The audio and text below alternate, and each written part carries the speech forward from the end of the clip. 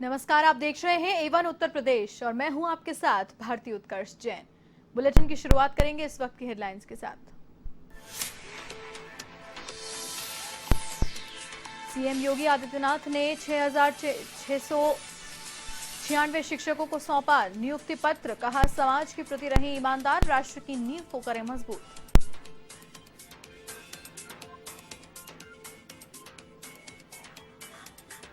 तीन दिवसीय गोरखपुर दौरे पर यूपी सीएम योगी आदित्यनाथ सैनिक स्कूल की रखेंगे आधारशिला, तो वहीं गुरु पूर्णिमा पर श्रद्धालुओं को देंगे आशीर्वाद।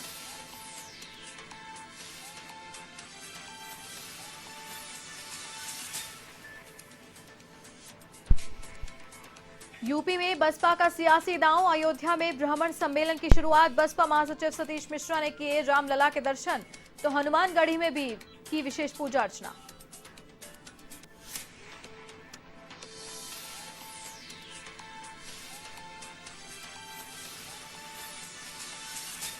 मणिपुरम गोल्ड लूट कांड में आगरा पुलिस की बड़ी कार्रवाई। मुठभेड़ में वांछित अपराधी संतोष जाटव घायल। चेकिंग के दौरान रोकने पर की थी फायरिंग। आरोपी से 1 किलो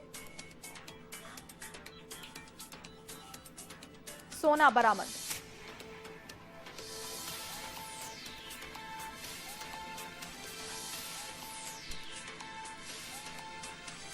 यूपी के रायबरेली में हुआ रिश्तों का कत्ल। नाबालिग बालिका को चाचा चाची ने उतारा मौत के घाट। प्रॉपर्टी के लालच में गला रेत कर की हत्या।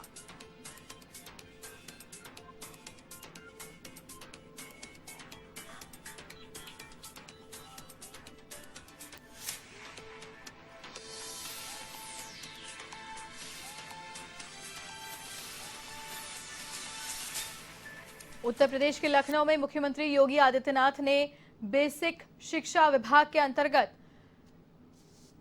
69,000 सहायक अध्यापकों की भर्ती प्रक्रिया में रिक्त पदों पर सफल अभ्यर्थियों को नियुक्ति पत्र वितरित किए। इससे पहले राज्य सरकार की ओर से 62,304 सहायक अध्यापकों को नियुक्ति प्रदान की जा चुकी है, जबकि शेष चयनित 6,696 शिक्षकों को आज सीएम योगी ने नियुक्ति पत्र वितरित किए हैं। ये कार्यक्रम राज्य सरकार के मिशन रोजगार श्रृंखला के तहत आयोजित किया गया है। आपको बता दें कि बेसिक शिक्षा विभाग में शिक्षकों के खाली पदों पर भर्ती के लिए 69,000 सहायक अध्यापक भर्ती प्रक्रिया चलाई गई थी। इस दौरान 2 चरणों की काउंसलिंग पहले ही पूरी हो गई थी, तो वहीं तीसरे चरण की काउंसलिंग जून के अंतिम सप्ताह में की गई थी।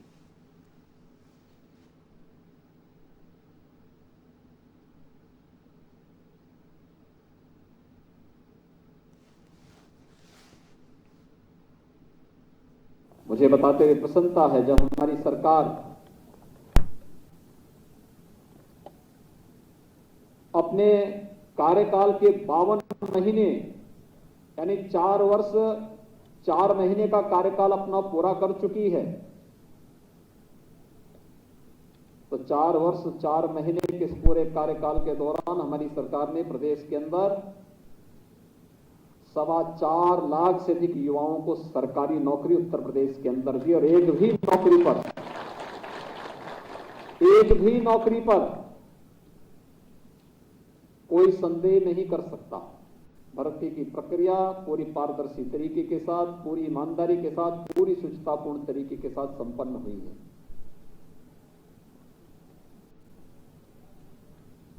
ईमानदारी और शुचितापूर्ण तरीके से भर्ती की प्रक्रिया का संपन्न होना आप जैसे युवाओं को भी अपने लक्ष्य को प्राप्त करने में मददगार साबित हुआ। आज वही कारण है कि बुरा उन लोगों को लगेगा जिन लोगों की अवैध कमाई का जरिया बंद हो गया है। कोई भर्ती निकलती थी, वे झोला लेकर के निकल पड़ते थे वसूली में, लेकिन आज उन्हें मालूम है कि झोला लेके निकलेंगे तो हमारी एजेंसियां भी उसके लिए सतर्क हैं, और हमने जेलें भी खाली करवाई हैं काफी। इसीलिए खाली करवाई हैं जिससे ऐसे लोगों को जो प्रदेश के नौजवानों के साथ खिलवाड़ करते थे, भर्ती की प्रक्रिया को कलंकित करते थे, उन सब के खिलाफ कठोरतापूर्वक कार्रवाई की गई। और परिणाम सामने है। आज हम बड़ी से बड़ी परीक्षाएं भी संपन्न कराते हैं, तिनका भी नहीं।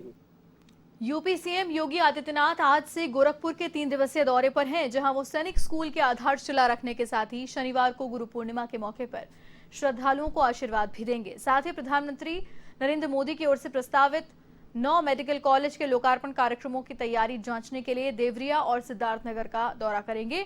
इधर सीएम के आगमन की सूचना पर प्रशासन ने सभी तैयारियों को तेज कर दिया है। आपको बता दें कि मुख्यमंत्री योगी आदित्यनाथ गोरखपुर में सैनिक स्कूल के निर्माण कार्य का शिलान्यास करने के साथ ही जनसभा को संबोधित करेंगे। इस मौके पर उनके साथ डिप्टी सीएम दिनेश शर्मा मौजूद रहेंगे। साथ ही सीएम योगी अधिकारियों के साथ विकास कार्यों की समीक्षा भी कर सकते हैं।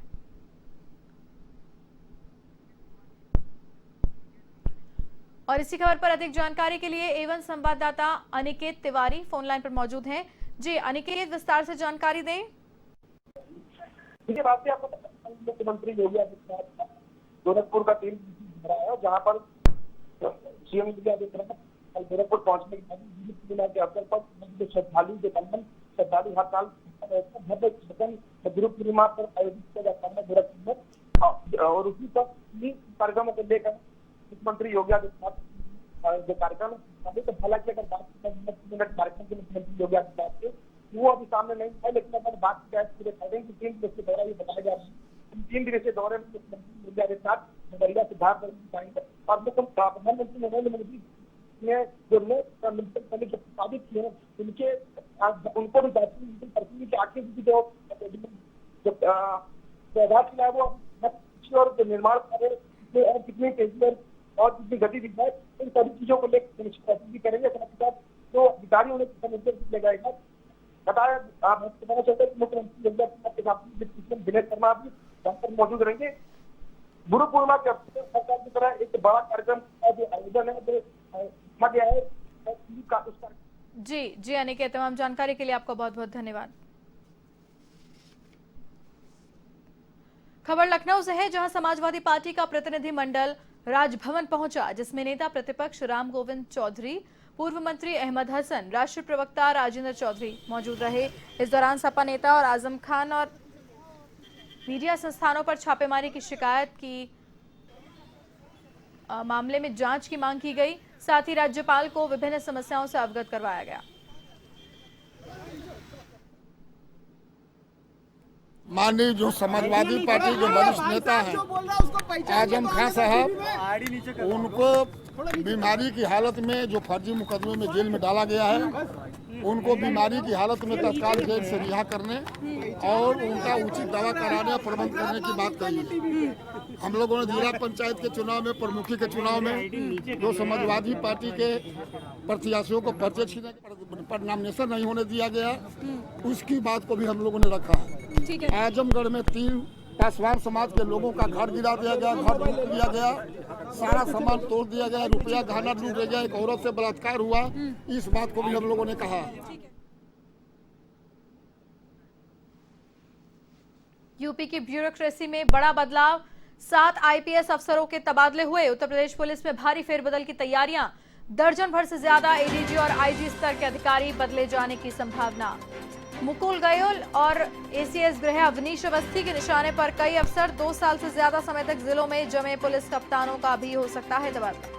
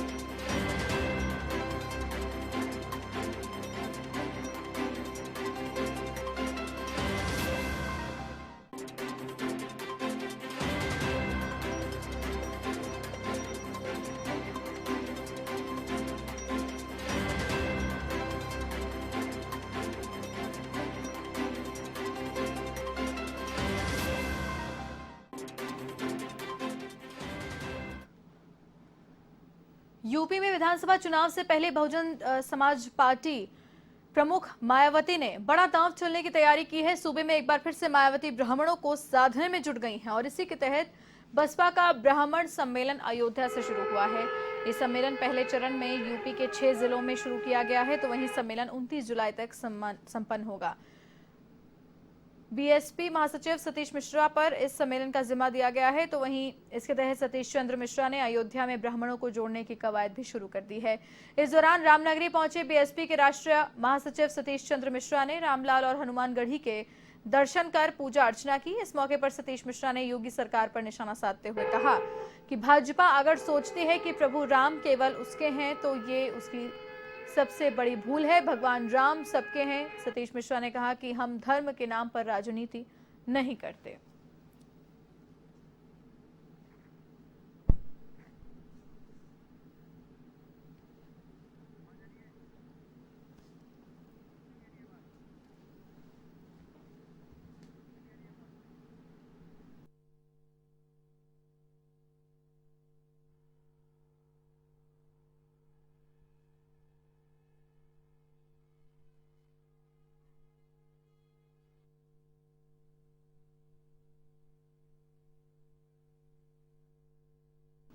यूपी के लखनऊ में मीडिया संस्थानों पर छापेमारी का विरोध। आम आदमी पार्टी ने सड़क पर उतरकर जताया छापेमारी का विरोध। मीडिया संस्थानों पर इनकम टैक्स की छापेमारी को लेकर सड़क पर उतरे आप कार्यकर्ताओं ने भाजपा सरकार पर बोला हमला। भाजपा सरकार ने खोखले दावों की पोल खुलने के डर से छापेमारी की। आप पार्टी के कार्यकर्ताओं ने एसीपी केसरबाग के माध्यम से राज्यपाल को ज्ञापन सौंपा।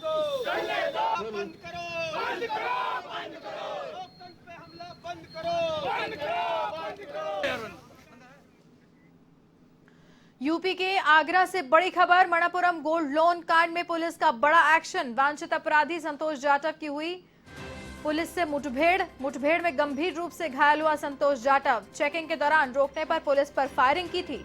आरोपी के पास से 1 किलो सोना और 63,000 रुपए नगद बरामद हुए। कमला नगर के मनोहरपुर इलाके में यह मुठभेड़ हुई।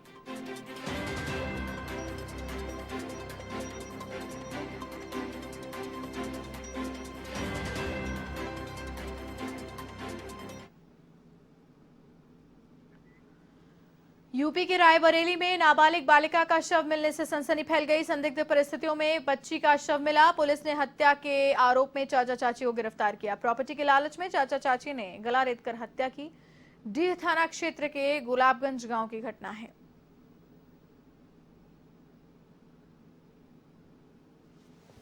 थाना डी के गुलाबगंज गांव में एक 12 वर्षीय बच्ची की डेड बॉडी मिलने की सूचना प्राप्त हुई थी। इस सूचना पर पुलिस द्वारा मौके पर पहुंचकर जानकारी की गई। पुलिस ज्ञात हुआ कि मृतका के माता पिता नहीं है, वह अपनी नानी के साथ रहती है। नानी द्वारा यह बताया गया कि संपत्ति के लालच में मृतका के चाचा दिनेश व उसके साथी जितेंद्र द्वारा उसकी हत्या कर दी गई है। इस संबंध में तहरीर प्राप्त। यूपी की महाराजगंज पुलिस और एसएसबी की संयुक्त टीम ने भारत नेपाल सीमा पर पगडंडी के रास्ते मानव तस्करी के लिए ले जाई जा रही 2 नाबालिग बच्चियों को बरामद किया। अंतर्राष्ट्रीय गिरोह के एक नेपाली तस्कर को भी गिरफ्तार किया गया है। गिरफ्तार आरोपी के मोबाइल से कई आपत्तिजनक डॉक्यूमेंट्स और फोटोग्राफ्स बरामद हुए हैं, जिसके बाद पुलिस इस पूरे मामले में केस दर्ज कर आरोपी को जेल भेज चुकी है। पुलिस के मुताबिक आरोपी तस्कर का नेपाल में होटल का कारोबार है और वो लड़कियों को खरीदने और बेचने का काम करता है। फिलहाल पूरे मामले की जांच पड़ताल जारी है।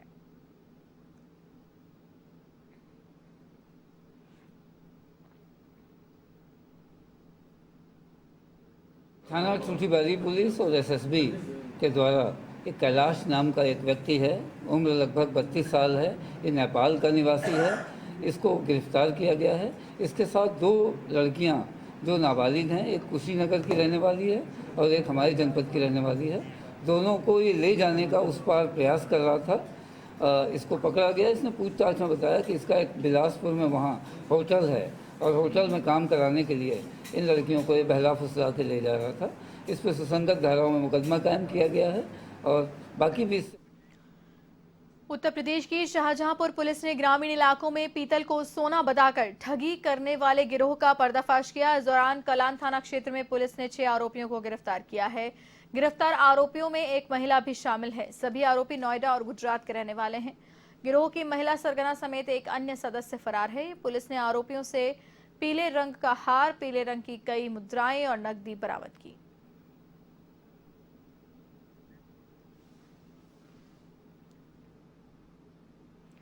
यूपी के कानपुर देहात में 1 दिवसीय पंचायत प्रशिक्षण शिविर का आयोजन हुआ। बरौर में आयोजित कार्यक्रम के दौरान ग्राम पंचायत प्रधानों को 1 दिन का प्रशिक्षण प्रदान किया गया। इसमें पंचायत निधि से आने वाले कार्य, बजट विवरण और प्रस्तावित कार्य प्रणाली के बारे में जानकारी दी गई। प्रशिक्षण शिविर में 22 ग्राम प्रधानों ने भाग लिया। इस प्रशिक्षण शिविर का संचालन ग्राम पंचायत सचिव प्रदीप शुक्ला ने किया।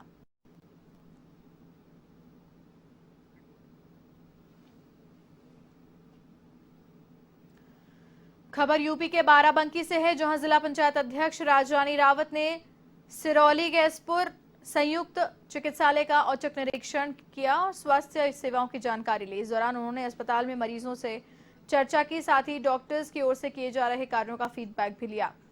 साथ ही कोरोना वैक्सीनेशन में तेजी लाने के निर्देश दिए। इस मौके पर जिला पंचायत अध्यक्ष ने ऑक्सीजन प्लांट का निरीक्षण किया।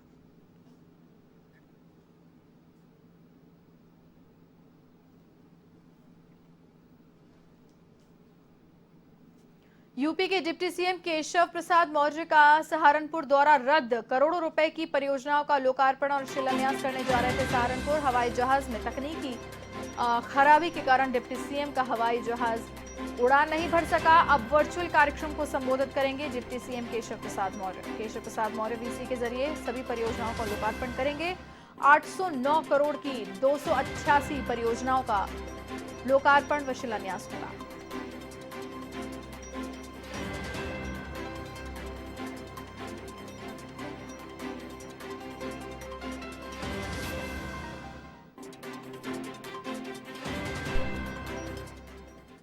प्रोग्राम था नहीं, प्रोग्राम है।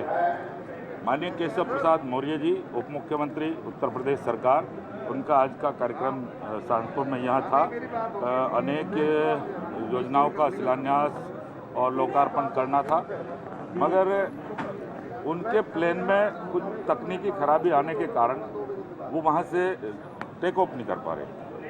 अभी भी तकनीशियन वहाँ लगे हैं और वहाँ से संदेश आया कि अगर 20 मिनट के अंदर भी तकनीकी खराबी ठीक हो जाती है तो हम आ रहे हैं, वरना वर्चुअली सबको संबोधित करेंगे।